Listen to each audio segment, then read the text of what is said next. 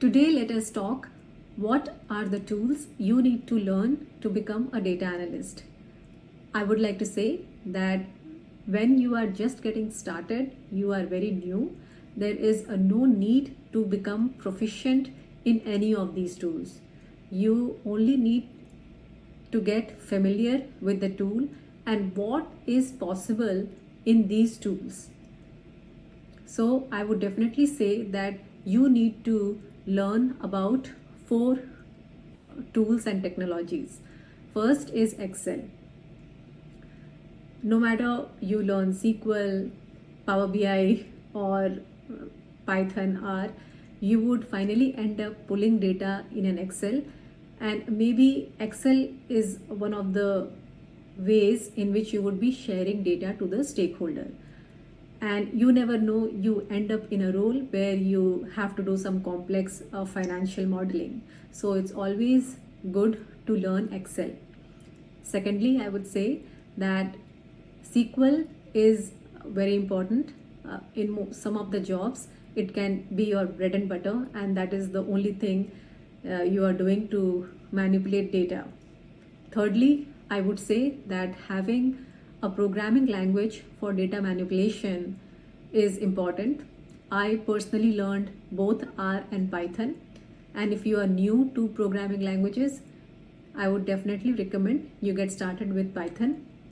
The reason you should learn Python or R is because mostly the data in organizations is stored in different systems.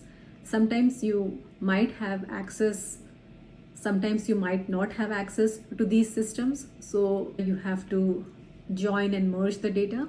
So having a programming language for data manipulation would really step up your game. And lastly, you should have one data visualization tool in your toolkit. You can either choose Power BI or Tableau.